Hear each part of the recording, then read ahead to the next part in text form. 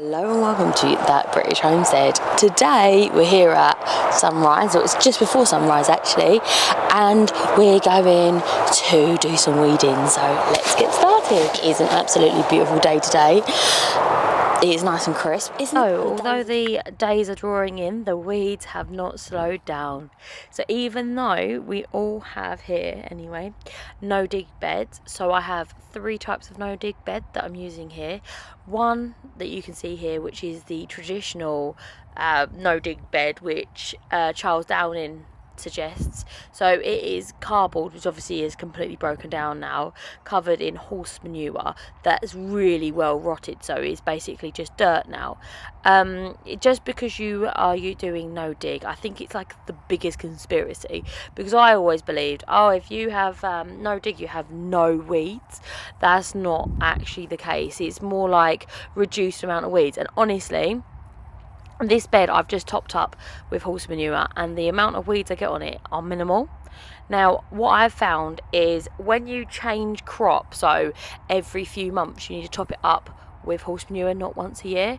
So it is a lot of work, because if you think of how much, I think we calculated it that we have like it's not very much at all, but 0.1 of an acre, which to be honest is an absolute pinhole compared to some people's properties. But that's 2 allotments, and you know, we've got our front and back garden as well, so we haven't got very much room at all. But imagine if you were doing this on a larger scale, that's a lot of poo, isn't it? But I have noticed that is like the significant difference. That, and keeping on top of it, you've got to pick the seed heads before they go to seeds, which is great until you have like a communal garden like this. Now, you can't control what anybody else is doing, and the allotment to my left has gone to seed. There's nobody there. I think they're giving it up, but I don't know. So that is producing a lot of seed activity, and you can actually see it like come in like sand and wash over the allotment with seeds. So I do think that is helping marvelously for how many different types of weeds that we're getting. But like I said, all we're doing is going ahead and pulling them out.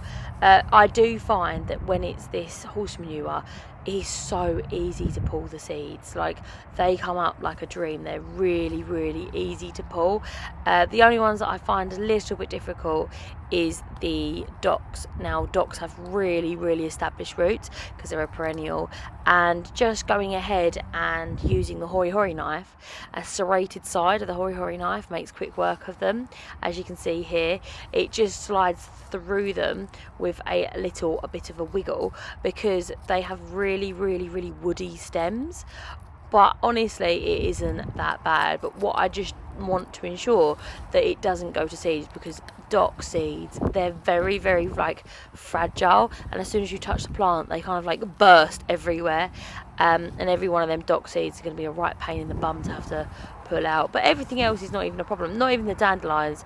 Dandelions you can pull out by hand, and they literally come out roots and all, so that's not an issue. To be honest, I don't really mind the dandelions. They're one of the first flowering plants that I get, so it's been quite nice. But anything that I do have this bed, now I've cleared the weeds, the beetroot, I'm just waiting for the beetroot to be finished really, and then I can go ahead and horse manure, I was going to say cabbage then, horse manure this plot right here, and that'll be really good. Sometimes we do get volunteer plants, which are really exciting. I've got loads of flowers and that are volunteered. I've kept those, but it does make such a difference just doing a little bit of weeding, and it's not difficult. Now, before, when this was clay soil, this type of weeding is so hard, and compared to other plots, now you walk around and you see other plots, you always have a nosy. Is it just me? Am I just a nosy one?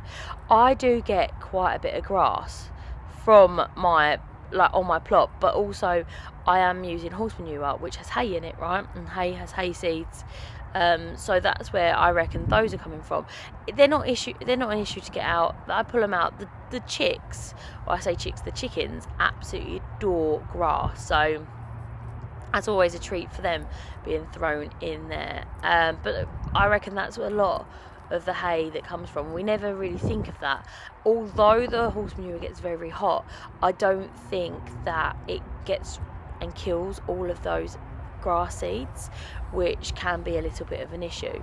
And then there's some wild lettuce here as well, which, to be honest, I think it's wild lettuce, but not enough to eat it. So it's one of those things. But I do want to start turning around these beds and kind of getting them into the stage of winter. So it's going to be a lot of wheelbarrowing, which obviously is always great. It's always a real big struggle in the winter to get the wheelbarrows in the misery weather and stuff, so that's why I want to start doing it early whilst we have a little bit more sunshine and a little bit more mild temperatures, although it is getting chilly quite quickly nowadays. That's what I'm finding anyway. So I do find a little bit of weeding and keeping on top of it is making a big difference. I know that these are much larger weeds than I would like them to be, but none of them really have gone to seed yet, which means that they have not spread their seeds for next year, which is good.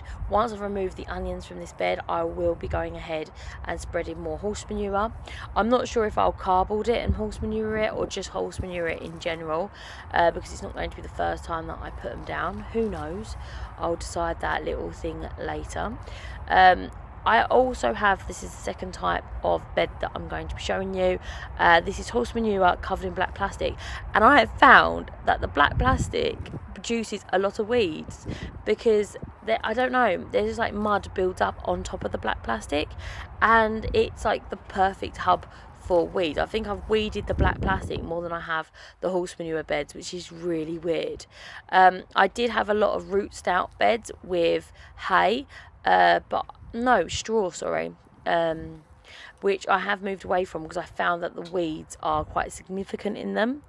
However, I have used some chicken manure and I think it's pine chips that have broken down on my tomato bed. You don't see it in this video, but I did that yesterday, so we'll see how that works out as well with a combination of the horse manure. You know, I like to keep things like a little bit interesting. I love experimenting down the allotment, so that'll be a really exciting thing to see next year. But yes, it is surprising how much or how little weeds you get when you have just gone ahead and refreshed that horse manure. I do think that is the key to no digging, which is a shame because it's a lot more work. It's never rest for the wicked, as they say, isn't it? But yes, most of the perennial weeds have gone. I've got a few more docks. I think that, considering how long I've been here, I think this is our second full season. I think we've been here for 2.5 years. It's gone down massively. Now the other side of the allotment, I've only had that for about a year, and I'm telling you, the amount of docks when I moved in was ridiculous. At least now they are manageable and they're so much easier to remove. Maybe it's because I've got those sort of dock related muscles, or maybe it's because they are just getting easier. I do find that is the biggest thing when it comes to no-dig, is that they're so easy to get out. They're like pulling, there's no resistance to them at all, which I find quite nice. Whereas if you were pulling them out of the clay soil, it is a job and a half to get them out, which isn't what you want. However, in the back there I do have a rootstock bed using wood chips, and that does have a few weeds in it, but you know what, it doesn't have that many. I think that's once again just making sure that I go ahead and renew that wood chip so it rots down very quickly and there's a little foothold in for the weeds. But these are coming out of the black plastic again, and it's not like it's growing next to the black plastic, it is growing on the black plastic, which it's crazy. So it might need to be refreshed or whatever, but I'm not 100% sure if I'm going to use it again next year. It does suppress the weeds somewhat, which I quite like, although it wasn't a very good year for the old peppers. As you can see, I've just getting some of them turning red, but it would be nice if I got, you know, a little bit of the weeding done so that they can actually go ahead and concentrate on ripening. The nights are drawing in. The nights are scary and full of terrors. They are drawing in now, so the production of like pepper plants and tomato plants and stuff like that will drop dramatically, so things will be slower to ripen off. So I just want to help them as much as possible by removing as many weeds as possible and giving them a little bit more space to grow and access that nutrition. I do like the idea of using this horse manure. We get it for free down the allotment. Lots of allotments work closely with stables. Stables honestly just want to get rid of it because, you know, it's a waste product for them, and it builds up and builds up and they run out of space. So what we do is we have an agreement with a local stables who has a tractor, and they just drive a tractor around and dump it every so often, which is really great. We also have an understanding with some tree surgeons even. I'm trying to say wood surgeon. And they drop off absolute oodles of wood chips. Now, it's really good to have the wood chips on the basis that, you know, they're good for paths and stuff like that. And it's good for the tree surgeons because they actually have to pay to get rid of their wood chips. So this way they have a free place to dump it. So if you are part of an allotment, it's always well worth ringing around and getting something.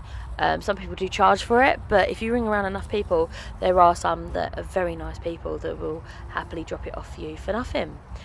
This bed here is a NoDiG Charles Downing bed, and basically it is the same as before, but I hadn't refreshed it. You could see the difference. I mean, it's ridiculous. This did have, I can't even remember what was in it before this. I want to say potatoes, but I'm not 100% sure. Anyway, it's leeks now, and I do find that, like I said, half season and all of the seeds and sundry have landed here, and it is quite a significant job to keep it weeded. So once again, it is that part of halfway through the season having to refresh it. Now, in the height of summer is probably not when I want to be wheelbarrowing, but it might have to be a new hobby of mine. You'll see me do that all winter long, as you know, but yes, it's going to start nice and early. I'm probably going to start it either this weekend or next weekend. Now I'm getting some of the beds a little bit clear. The thing is that I can't do it whilst there's stuff in the bed, mostly because I just don't want to fiddle around and spread manure between plants. I find it very stressful. I like to just dump it and spread it. I normally kick it around with my feet, which I find quite easy to do.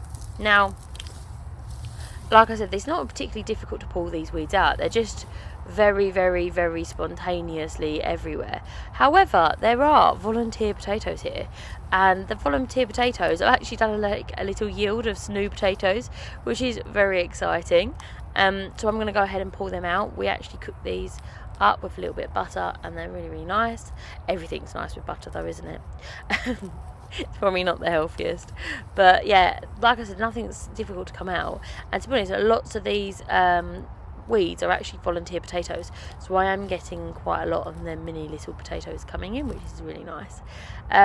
But yes, it's not as difficult as when it is clay soil, but it is still, as you can see, quite a significant place to weed. I'm trying to stay as much as possible on the weeding. We'll do a few minutes every day, and then soon it really does go. But it's nobody's favourite pastime, but I find popping on an audiobook and really getting into the zone really helps with weeding. It's kind of like, I really like listening to audiobooks, and it's something to do whilst you're doing that. I do find that at home I have much less weeds than I do here, probably because it's a smaller space. So when I'm weeding my gardens, I do it in like 2-3 minutes.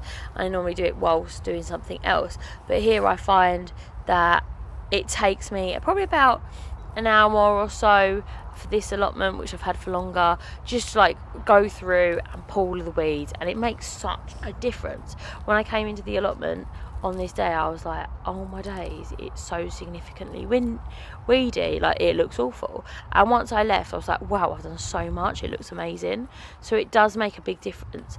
And in the back of my mind, obviously, we have to make sure that our plots are ready for an inspection, because they don't always tell you when they're going to have an inspection. They're normally a surprise. So I don't ever do it for an inspection, but I like to think when I walk into my allotment, I kind of see where my eye's naturally drawn. And if it's very weedy, it's naturally drawn to the weeds and not the plants. So that does like hinder the look of it. And when you're taking pictures and, you know, spending so much time on YouTube, you do start thinking, how can I make this look a little bit better? It looks absolutely awful today, which I think is quite significant. And also, most importantly, out of all of the reasons, I actually prefer it when it looks a little bit less weedy. So yeah, it's a labour of love. Thank you so much for watching, and if you like content like this, please go ahead and subscribe, and I'll see you very, very soon. Bye bye.